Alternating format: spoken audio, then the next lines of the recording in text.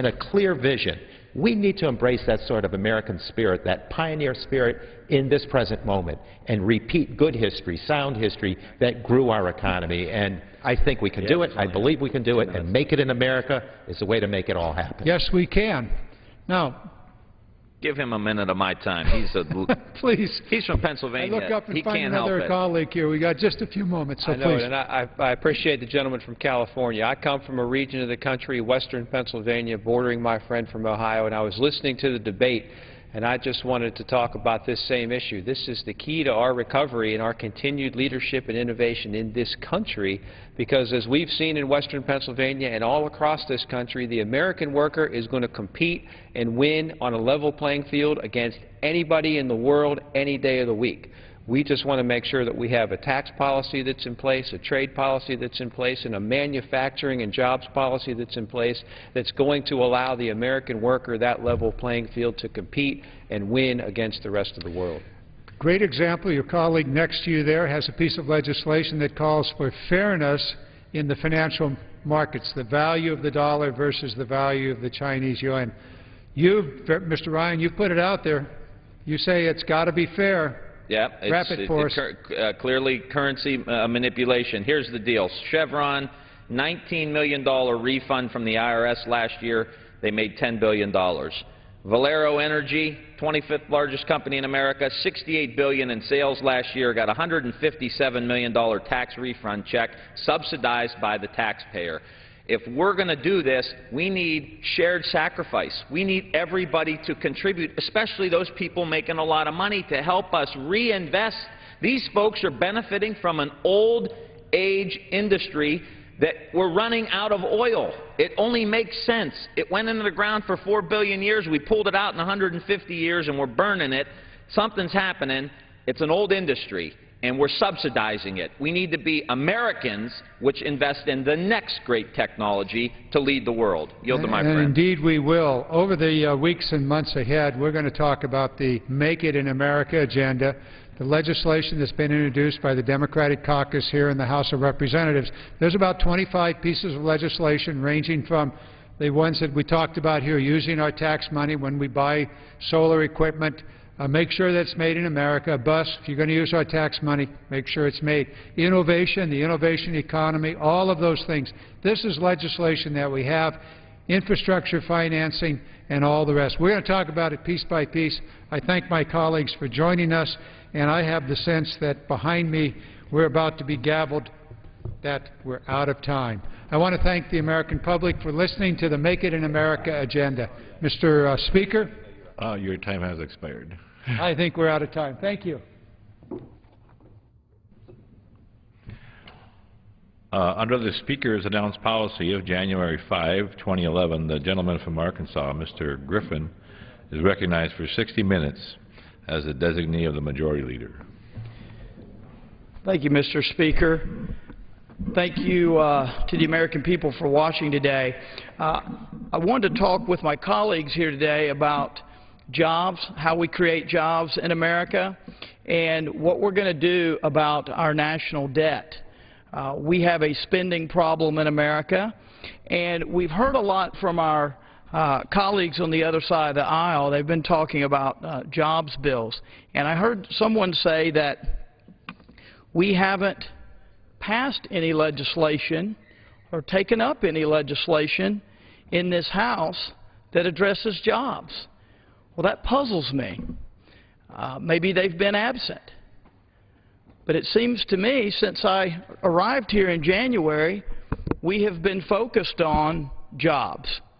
And I want to give a few examples. Number one, this week we have been working on energy legislation that will open up drilling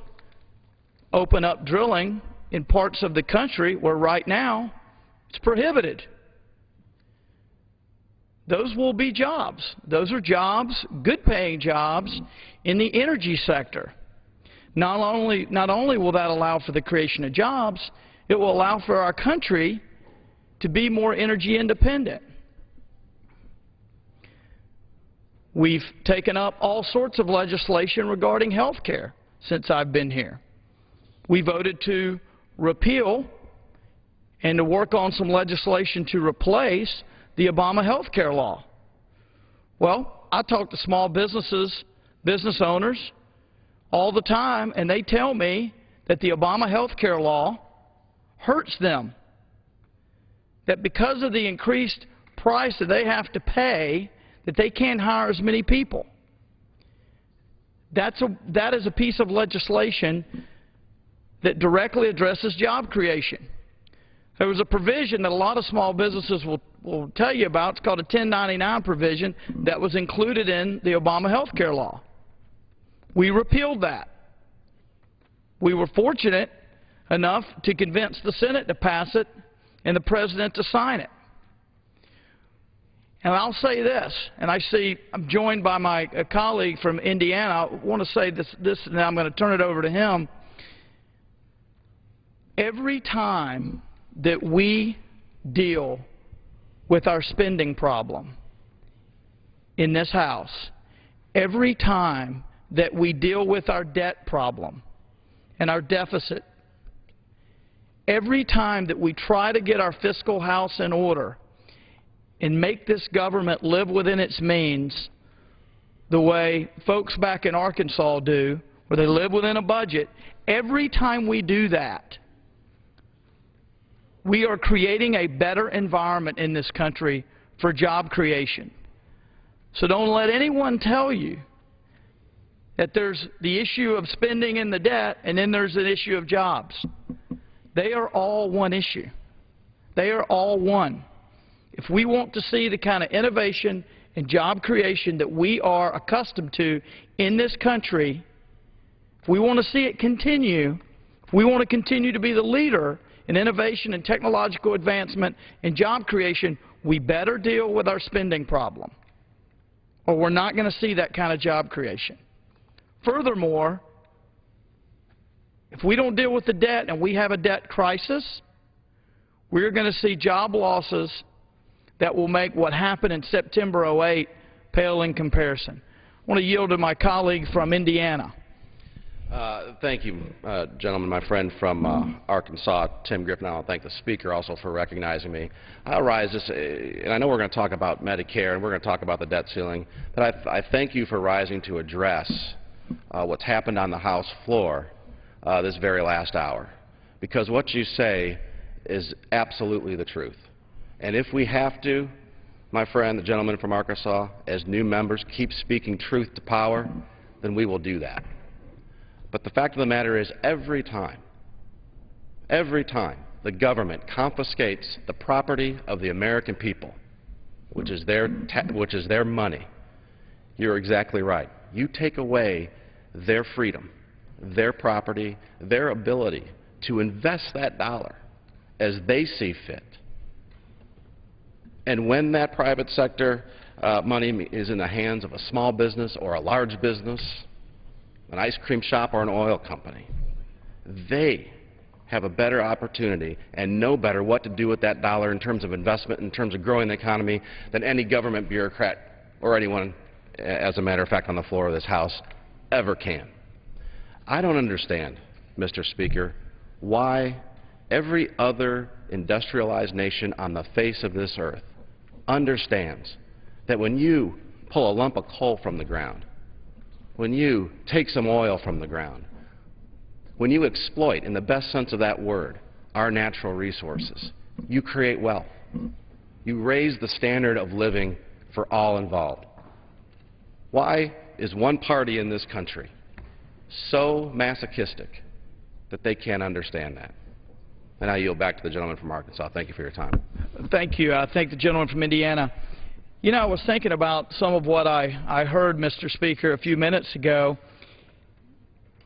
and I think that my colleagues on the other side of the aisle, they believe that if you leave the lid on a full cookie jar, then that means you're out of cookies. And I would say to my colleagues on the other side of the aisle, just because we have banned drilling and exploration for natural gas and for oil on the East Coast and the West Coast and Alaska and the Gulf, just because we've banned it doesn't mean we're out of it. Just because you leave the top on the cookie jar doesn't mean you've run out of cookies. You've got to actually take specific steps to develop energy. We are an energy-rich nation. I happen to believe in an all-of-the-above policy.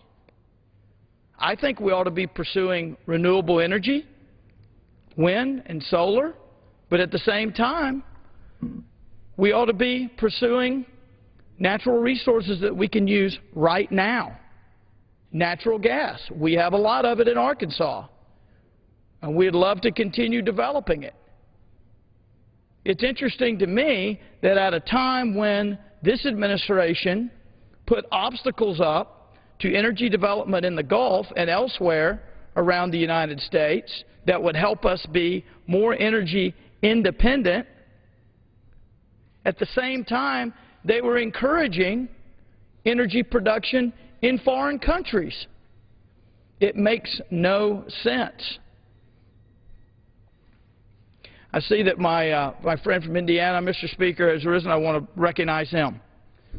Thank you, Mr. Speaker, and thanks to my colleague from Arkansas. And I appreciate his comments and what he's saying, and I agree with him wholeheartedly. I can tell you, as a small business owner from Indiana, coming from a family farm background and having a small trucking operation, all of the talk here on this floor and in Washington doesn't make a lot of sense to a lot of Hoosiers. Growing up in the agricultural industry, it's hard work. And I know that my granddad and my father and other family members, my brothers, they're all willing to work hard. But I can tell you what, when the government makes it difficult, it's tough to go out there and say, I'm going to keep doing this. When the government comes in and says, we're going to make it harder for you to do your business, you start thinking twice. Do I really want to do what I love to do? Who creates jobs? Is it the government? I know some in this town believe that the government creates jobs. Well, how do they create that job? They take your dollar, my dollar, they collect it in taxes, and then they put it in a pot, and then we have this large entity we call Congress and bureaucracies, and our federal government decides we're going to pick and choose what type of jobs we're going to create. We're going to take those dollars that we've collected from the hard-working taxpayer and create a job. Well, that's not creating wealth. The folks in my district who build cars, they build steel and RVs and medical devices that help enhance the quality of life, agriculture, boats. We're one of the largest manufacturing districts in the country. And that's where wealth is created. That is where jobs are created. The government doesn't build any of that stuff, and they shouldn't. They can't do it as well as what the private sector can. What the government does is spends money. And that's why our jobs are looking somewhere else, because of the threat of higher taxes, the threat of regulation. We've got the EPA that comes in. Most of the folks that come into our office, since I've been elected to Congress, this last year, I would say 90% of them come in and start talking about the regulation that the EPA and the enforcement attitude that the EPA has on our small businesses. How can any small business grow to be a big business if they're going to continually be hampered by our own government? FDA, OSHA, mandates. We're going to be talking about Medicare, and what is that going to look like in the future? And taxes. Finally, we're talking about taxes, and we hear our colleagues on the other side of the aisle talk about the way that government can grow business. And, well, the best way that government can grow business is to get out of the way. And right now, America has the highest corporate income tax in the industrialized world. Look at the other countries, whether it's Japan, Greece. All these other countries are finally figuring it out because of just natural economic laws. So you can't spend more money than you take in. Why would we want to raise taxes even more when people are starting to say, I'm out of here. I'm tired of doing business here. I don't think my dollar's safe in this country, and they're going to start taking their money overseas. That's why our jobs are leaving. I believe it's important that we have a flattened tax policy, one that is fair to everybody across the country, and one that is not going to pick and choose winners. So I'll yield back. I appreciate what you're saying, because jobs are not created by the government. They're created by Americans, just like Henry Ford. Government didn't subsidize Henry Ford in creating the combustion engine. They didn't go out and subsidize Henry Ford in creating the Ford Motor Company. How many other small businesses started? So many American businesses started in a garage or somebody's shop and grew into some of the greatest companies in the world. But our government now wants to go in and make it more difficult for them and for small businesses. I'll yield back. I appreciate the gentleman's comments. Mr. Speaker? Absolutely. I see my chairman. For what purpose I'd be happy to yield to the chairman. For what purpose does the gentleman from California rise? Mr. Speaker, by direction of the Committee on Armed Services, I present a privileged report to accompany House Resolution 208 for filing under the rule. The clerk will report the title. Report to accompany House Resolution 208, resolution directing the Secretary of Defense to transmit to the House of Representatives copies of any document, record, memo, correspondence, or other communication of the Department of Defense, or any portion of such communication that refers or relates to any consultation with Congress regarding Operation Odyssey Dawn or military actions in or against Libya. Referred to the House calendar and ordered printed. The gentleman from Arkansas may proceed. Thank you, Mr. Speaker. My colleague from Indiana was just talking about competitiveness. The question is, how do we compete? What is competitiveness? Well, we have to start with the premise that the private sector is the primary job creator in this country.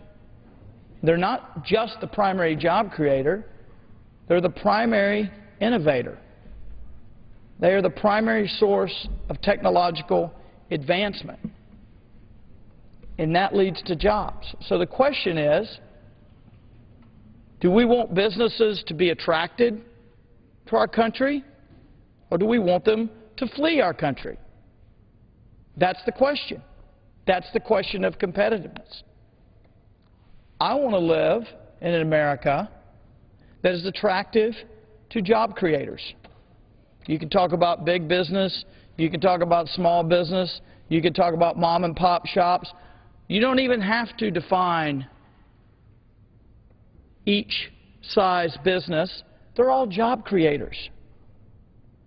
We've got, in my district, the 2nd District of Arkansas, we've got all sorts of job creators, and I love them all equally. We've got small businesses, we've got Hewlett-Packard, we've got Caterpillar, and they all create jobs. And when businesses look for a home somewhere on this planet, we want them to look at the United States and say, that's where I want to do business.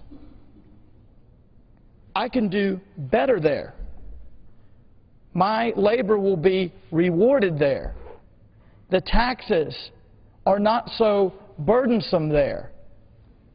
The regulations don't crush my business there. That's where opportunity is. That's the America that we're trying to create. And the gentleman from Indiana referenced some of the conversations he's had with constituents. I have them every day.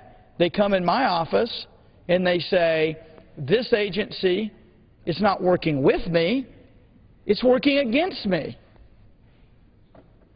This part of government is an obstacle. Can you help me? Can you help me break through so that I can just do my business and create jobs and make a living? And that's ultimately the America that we're talking about. Now, since we're talking about competitiveness, We're talking about jobs. That ultimately, as some of us were talking about earlier, leads us to a conversation about debt. I see that my friend, Mr. Womack of Arkansas, has risen. I would love to recognize him. Thanks to the gentleman from Arkansas. I appreciate his leadership and his friendship and his service to our great state, the great state of Arkansas. And I'm thrilled that we're having the conversation that we're having here late in the day regarding these types of issues that, in my strongest opinion, are impacting our ability to create jobs. And that's the prize that we all keep our eye on here in these chambers, is what can we do to strengthen our capacity to put people back to work. Because I think at the end of the day, that's exactly what people elected us to do last November, is to come up here and change this climate, change this culture, and put the entrepreneur back in charge, because that's where job creation comes from. A couple of points before I go to some notes that I brought specifically for this afternoon's presentation, and that is that this cloud of uncertainty that continues to hover over the economy of the United States of America is influenced by a number of things, but let me just take two or three of them. The threat of higher taxes, and not just the threat of higher taxes, but the relationship of the threat of higher taxes to the issues of the deficits and the debt. And I made these comments not too long ago on this very floor, that in private business, in business in general, your debt is usually tied to your assets, the assets of the company. Most business people get that. But in government, your debt is tied to your capacity to increase taxes.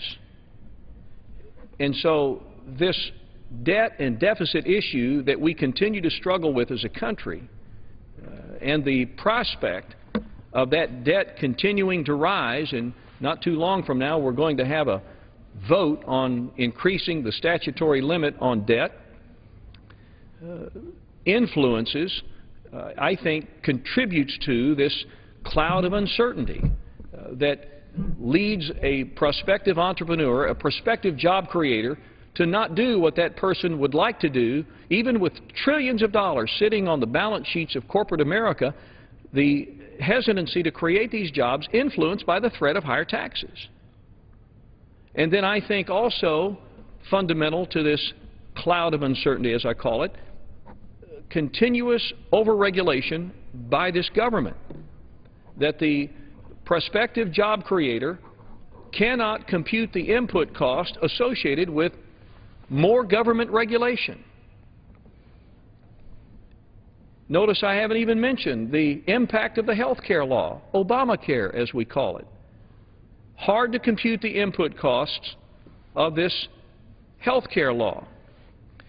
And then more recently, the threat of higher energy prices and a flawed, if not almost non-existent, energy policy of this administration. So just think about it. You're a prospective job creator. You've got an idea. You're a creative person. You want to live the American dream. But standing in your way between your dream and your capacity to do something creatively and resourcefully to put people to work, to contribute to society, are things like higher taxes, more government regulation and red tape. The impact of, when I hire these people, the impact of Obamacare, and then on top of all of that, the price at the pump and higher energy prices. I just don't see why the other side cannot understand why we're not creating jobs, why we continue to hover at the 9% level on unemployment.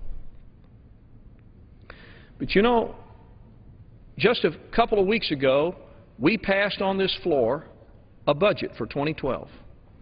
And in that budget, immediately before the ink was dry, we were being criticized because of what we were trying to do in what I believe is the reasonable approach to solving our nation's fiscal problems, and that is finally delving into something that nobody ever wanted to touch, and that's the entitlement programs, the mandatory spending side of the House, where most of the money is.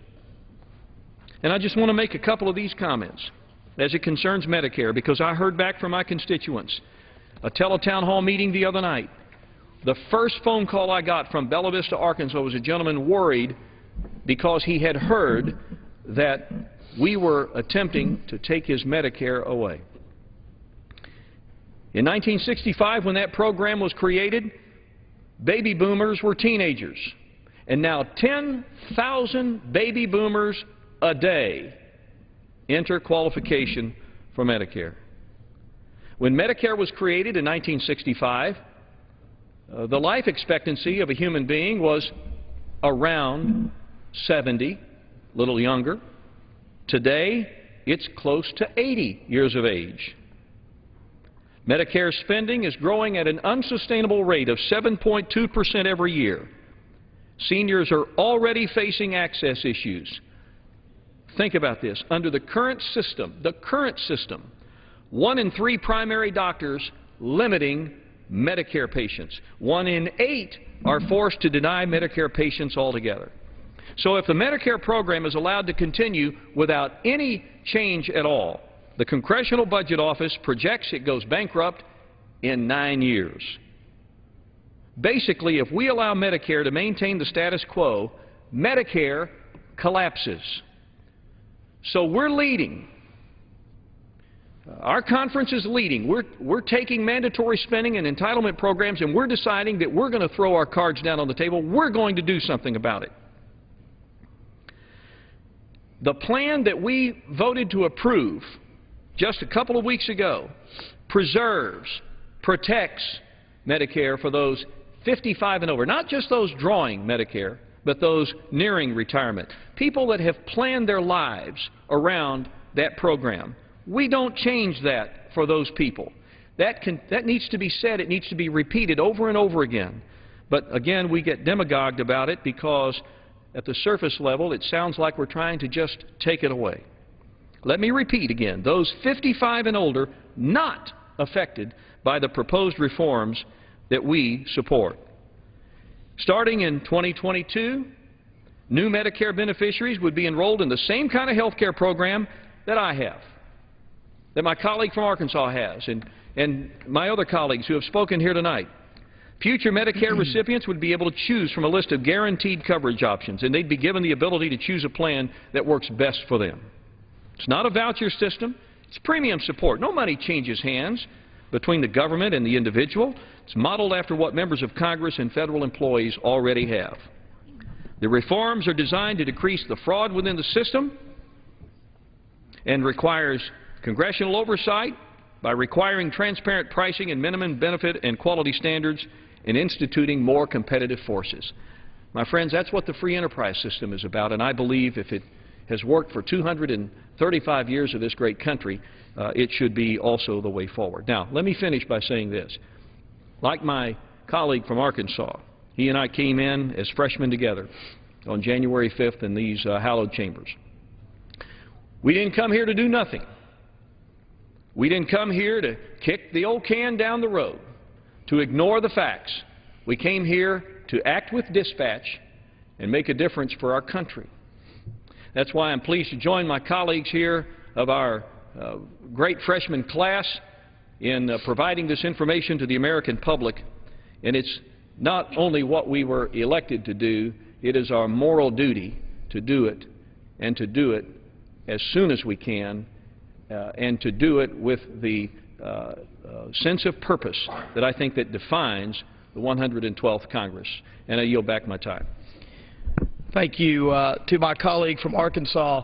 Mr. Speaker, my colleague makes a great point, and I think what we've been talking about here over the last few minutes is that the jobs issue is not separate from the debt issue.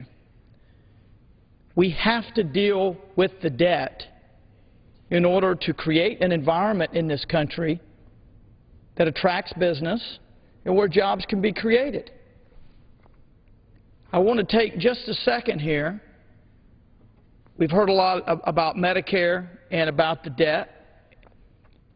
And I think it's important to emphasize here, as this chart shows, that of our yearly spending, well over half is what we call mandatory spending. That's spending that doesn't have to be renewed every year. Spending that's in the books, in the law. It just happens. And that includes Social Security, Medicare, and Medicaid. The bad news is, if we do nothing to this big chunk here called Medicare, if we do nothing, Medicare goes bankrupt. Now, this next chart shows that in just a couple of decades, the entire federal budget, at this point right here, the entire federal budget will be consumed by Medicare, Medicaid, and Social Security. What does all this tell us? Well, it tells us a couple things. Number one, we have to do something to reform our system so that we don't have a crisis. And number two, it tells us that if we don't reform Medicare, it goes away. It no longer exists. I tell folks all the time when they say, well, you're going to try to end Medicare as we know it. I said, whoa, whoa, whoa. Medicare as we know it ends itself. In just a short number of years, it ends itself. And I say to my friends, when they mention something like that, I say, well, if someone really wanted to harm Medicare, they wouldn't propose a bold reform to save it. They would just quietly do nothing. Because if you quietly do nothing and kick the can a little further down the road, Medicare goes bankrupt. With no action, Medicare goes bankrupt. What would that look like? Well, it would look a lot like the President's plan. Now, I don't believe that the President wants to harm Medicare, but I'm certain that he's failed to take the steps necessary to save it. What would a plan look like that harms Medicare? It would look like the President's plan. A plan, a budget that doubles our debt in 5 and triples it in 10 and does nothing to save Medicare. It's silent on that and on Medicaid and on Social Security. I'd like to recognize now the gentleman from Arizona. Thank you for joining us. I thank the gentleman from Arkansas for yielding and for talking about these important issues. And one thing that I do want to talk about is something that you just said about kicking the can down the road. We can no longer afford to do that because every year we do not address and solve the problems related to our mandatory spending. They add close to $10 trillion each year to our unfunded liabilities. Those are the liabilities that are going to be put on the backs of our children and our grandchildren. So kicking the can down the road is no longer an option. Now, I want to get back to something that the gentleman from Arkansas talked about earlier, and that is about making America competitive in the global marketplace. We live in a global economy. Nothing is going to change that. But what America has to do, and what we have to do here in the House, is to make America the most competitive country on the face of the earth. We need to make America the best place and the safest place to do business. And that's what we were charged to do when we came in this 112th Congress. And that's what we've been doing from day one, because when we came in here, we said that we're going to do two things. We're going to get American people back to work by creating jobs through pro-growth economic policies, and we were going to rein in our out-of-control federal spending. And we've been doing that. Since day one, week by week, we have been addressing our problems with out-of-control government spending. Sometimes it was millions of dollars here, other times it's billions, and still other times it's been $1 trillion of savings to be able to make our country prosperous again. That right there is the charge of my generation and our generation to return America's prosperity. That's what we're doing here in the House. That's the Republican House majority has been doing since day one of the 112th Congress. And one of the things that we did just a few weeks ago was that we passed a 2012 budget plan that sets our fiscal course on the right path. It sets us up so that we will have that prosperity, so that the crushing burden of government spending is not passed on to future generations. And immediately, practically before the vote was even cast, we heard from our friends on the other side of the aisle that we were starting to end Medicare as we know it. Funny thing how short their memory is, because Medicare as we know it was actually ended by the previous Congress when they passed Obamacare. And Medicare as we know it was ended in two different ways. First, they took over $500 billion out of Medicare to fund their government takeover of health care. And the second thing, and the most dangerous thing that they did, was that they established the Independent Payment Advisory Board. And what this is, a lot of people don't really know what it is, but it's a bureaucratic 15-person panel that will actually determine how we're going to provide health care to our seniors. Now, these are not elected officials. These are appointed by the President. And they will be making decisions on how to reduce our Medicare costs by actually preventing certain treatments to our patients, to our seniors. This will get in the middle of the doctor-patient relationship, which is one of the most important relationships that there is. We need to have the trust between our doctors and patients and not taking dictates from a 15-panel of bureaucrats here in Washington, D.C. And the great thing is that there's really no oversight. Now, Congress can go in and say, well, we don't agree with the Independent Advisory Board, but you know what it takes? It takes an act of two-thirds majority in the House to override one of their decisions. Now, I've only been here 4 months, but I can tell you, two-thirds majority is almost near impossible.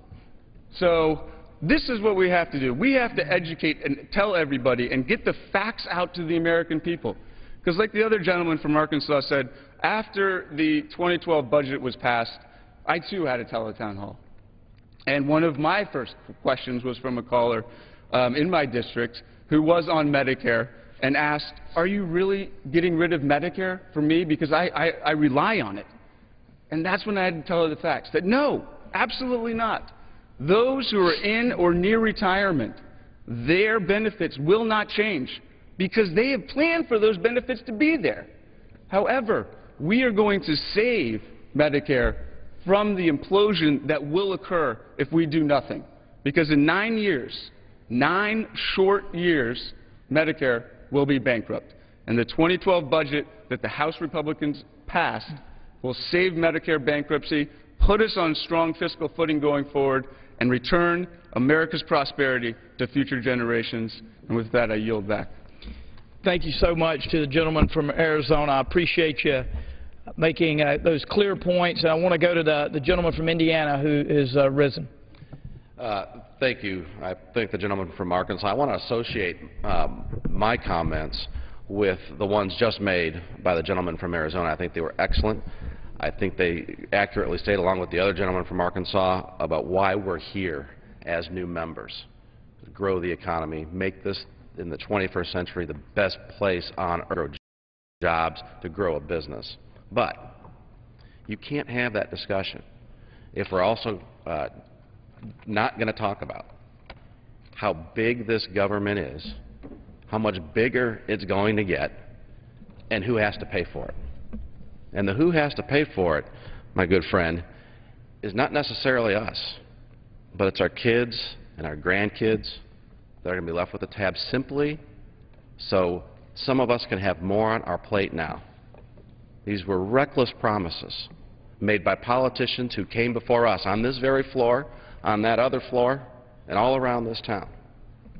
And the fact of the matter is, the simple fact of the matter is, they can't possibly be paid for. What I'd like to do, as I continue to work with you on the floor tonight, and rise again a little bit later, is as a member of the Budget Committee, simply put onto the floor some facts and figures so that we understand where we are and as we go about talking about the solutions. $14 trillion rounding in debt right now, this hour, this day. If you look out into the future and you see our new red menace, the tidal wave of debt that's about to come crashing down on us, the total bill is nearly $100 trillion. The total cost of waiting, of kicking that can down the road, as we've heard tonight, a road that's quickly coming to an end, the cost year over year of waiting, over $12 trillion more expensive. Let's break it down, because I will be the first to admit on the floor of the House here tonight, sir, I can't count to $1 trillion. I can't count that high. I can't comprehend what $1 trillion means, not to mention 14, not to mention 100. $1 trillion, 1,000 billion. $1 billion, 1,000 million. Well, now maybe we're getting somewhere, breaking it down.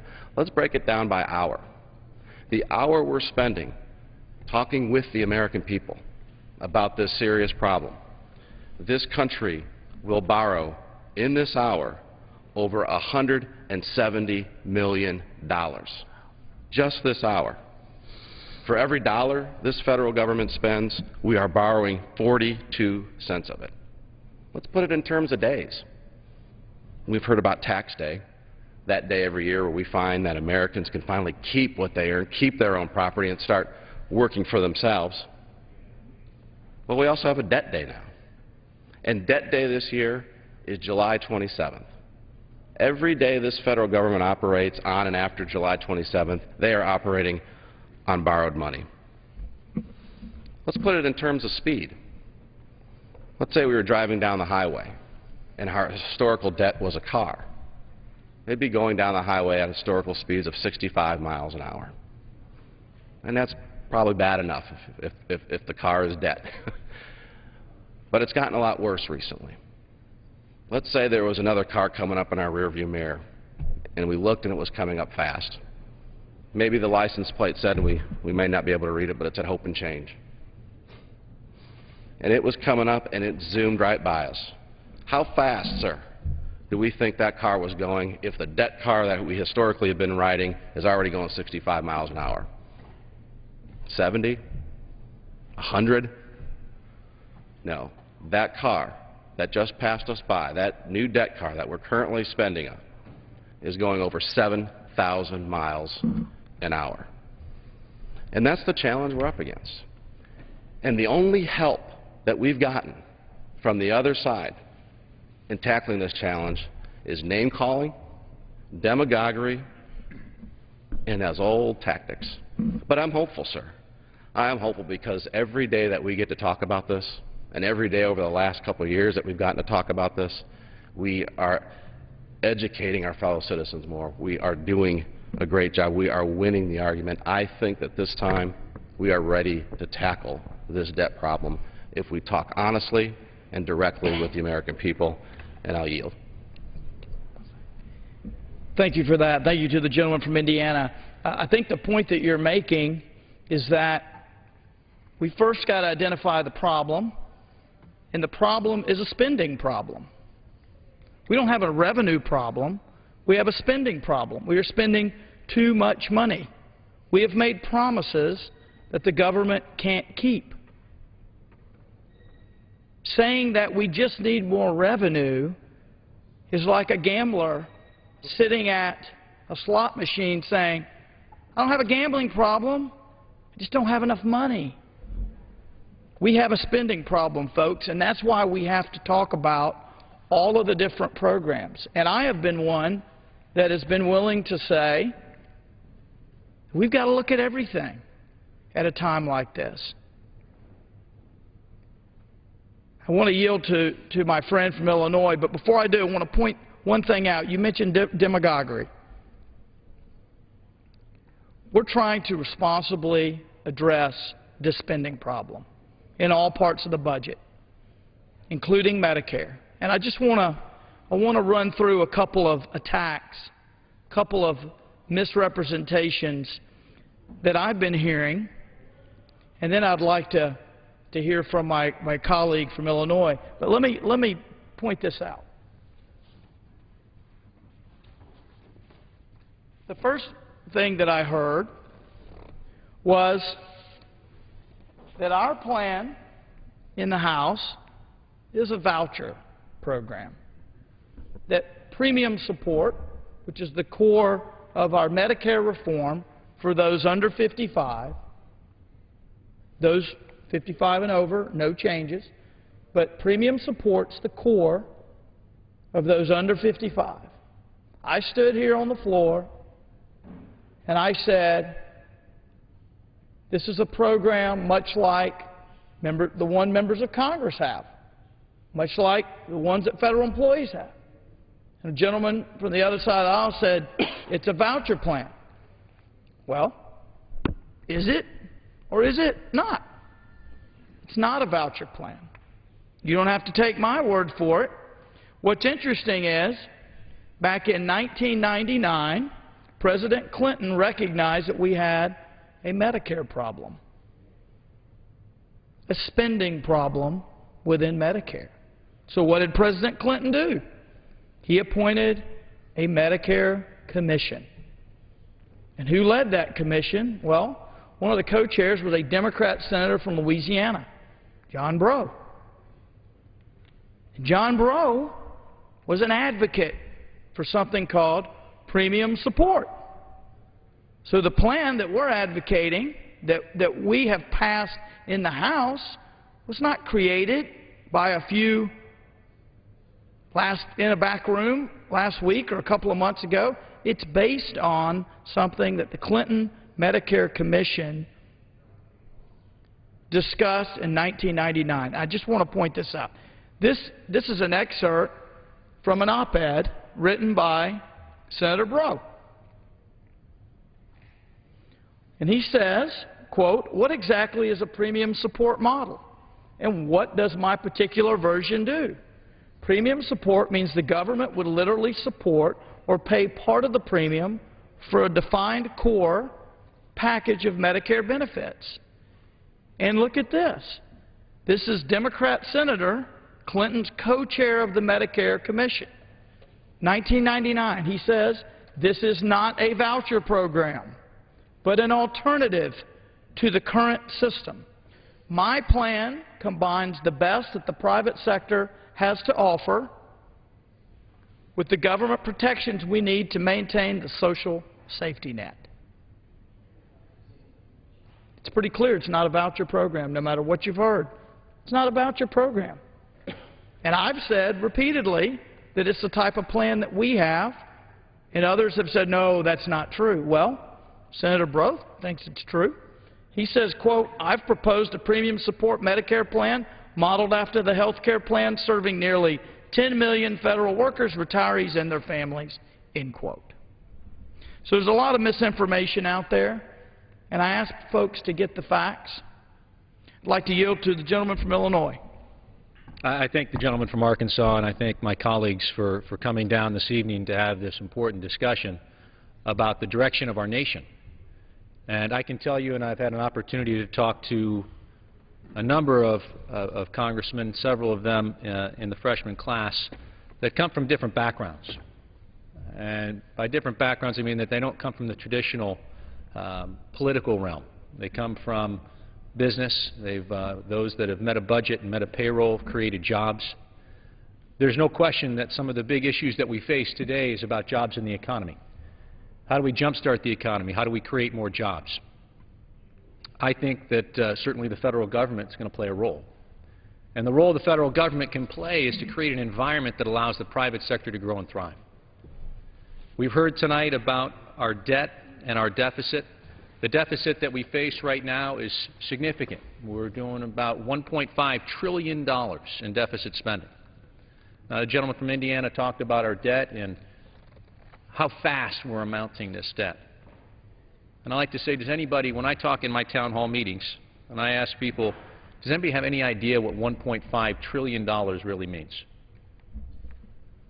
I tell them that my daughter, who's 9, she knows what 1.5 is. She says it's a little bit more than 1 and not quite 2. And I say, you know what, Harper, that's exactly right. But when we say 1.5 trillion, works out to be about $3.4 million a minute. Another way to look at it is at $58,000 a second. We can't even say it fast enough. $58,000 a second is what we're spending in deficit spending right now. Now, the chart that was up just a little bit before talked about the pie and what we were spending. The big thing that we're looking at in terms of the discretionary spending, our discretionary spending went up 84% over the last 2 years. 84%. Now, I know household incomes across my district and across America did not go up 84%. But let's be fair. A significant portion of that was the stimulus package. So if we strip out the stimulus and say that we're not even going to include that, discretionary spending over the last 2 years went up 24%. That's still a heck of a lot more than families that have tightened their belts all across America have dealt with over the last several years. There is no question we have a spending problem in Washington. We've had a spending problem in Washington for a long time on both sides of the aisle. And I'm here to say that we are prepared to say things have to change. I'm not here pointing my finger in any direction, but saying I know that my colleagues and I on both sides of the aisle are prepared to roll up our sleeves and get something done. Would the gentleman yield for a question? I absolutely shall. Would you agree with me that there is no way to address the debt issue without entitlement reform? And that entitlement reform must include Medicare? There's no question in my mind that the big issues that we face at this point in time have to be dealing with the mandatory spending, of which entitlement reform, and I had a town hall meeting just this weekend where somebody said that he doesn't like the idea of calling it entitlement, seeing that he's paid into a system all his life. He likes to prefer to call it earned benefits. The long and the short of it is that the mandatory spending that's going on needs to be addressed. What we've done in this budget is try to address what's going on in terms of the mandatory spending. There's no question that it's going to spiral out of control. It's growing at a rate of 7.2% each year. It's growing by leaps and bounds and will eventually take over the entire federal budget. So we have to talk about Medicare. We talk about saving Medicare, which is critically important. In Lake County, part of my district, trying to find a physician that's willing to take additional Medicare patients is very difficult to find. You go to the gentleman from Arizona. The Mayo Clinic in Arizona is recently saying they're not taking any more Medicare patients. This, to me, is alarming. What we need to be doing today is trying to come together to have a fact-based conversation with the American public so that we can solve the big issues of our time. I'm fearful that I may be the first generation of Americans that leaves our country worse than the one I received from my parents and grandparents. And that, to me, is absolutely unacceptable. We have to talk about how do we grow revenues. We're going to grow revenues on the backs of the private sector. We have to address the mandatory spending that's going on here in Washington. Everything must be on the table. That means the defense has to be on the table. It means agriculture has to be on the table, every single department.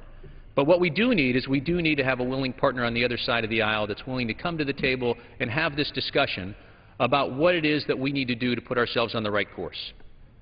We know that the attack ads have come in. They're saying that Medicare as we know it is going to end.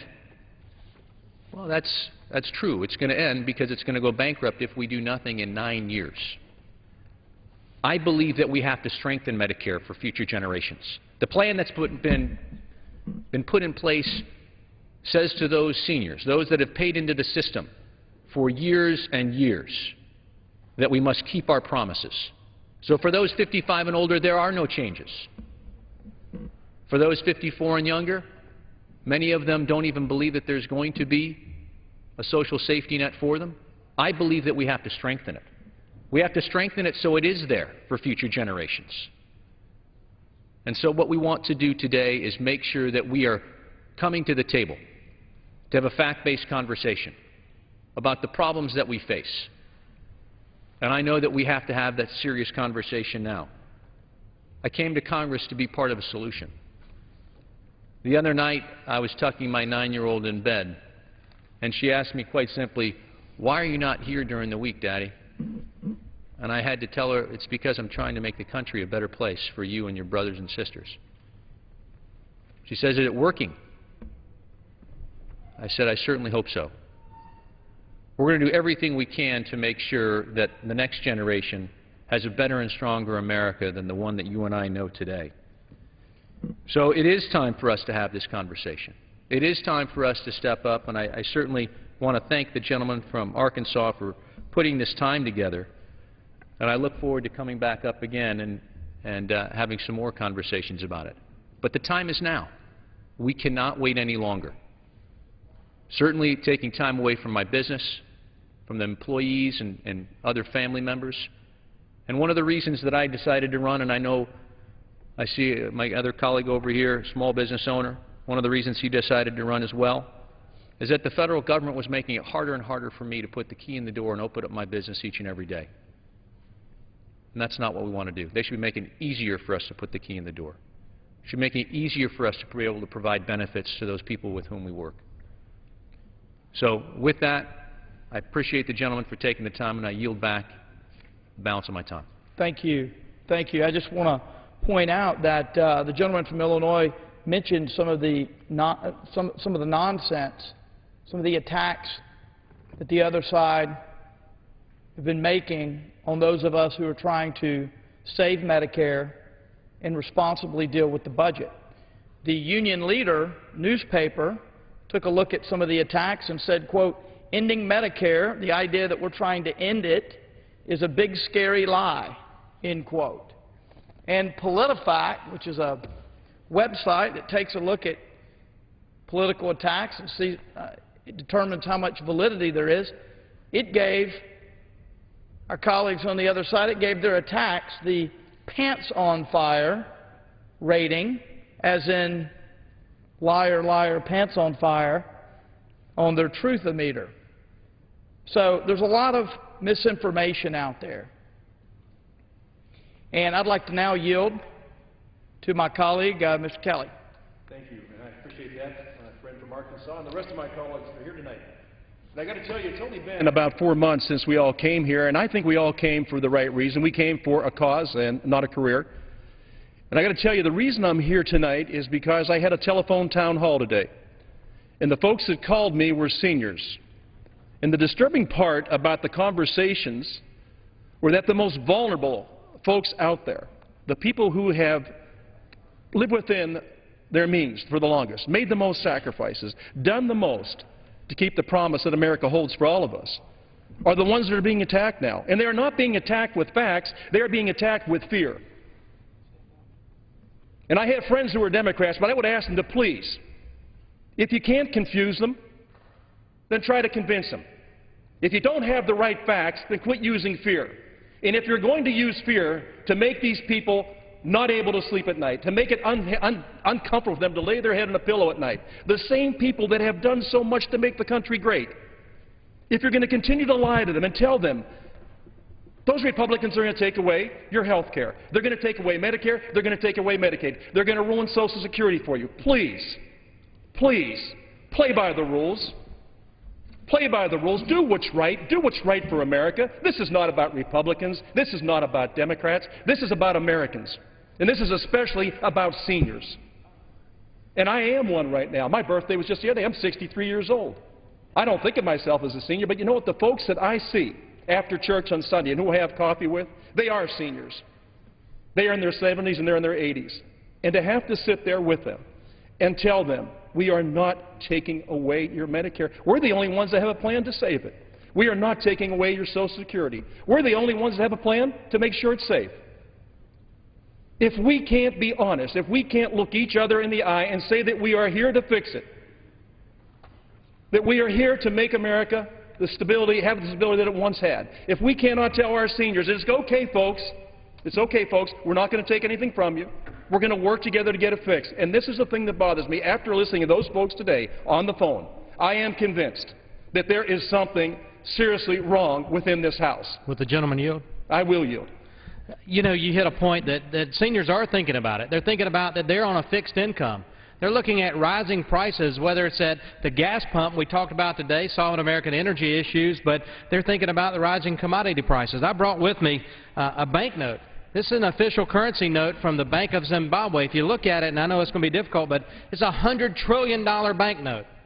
Wall Street Journal article said how to turn $100 trillion into a 5 and feel good about it. It's worth about $5 on eBay.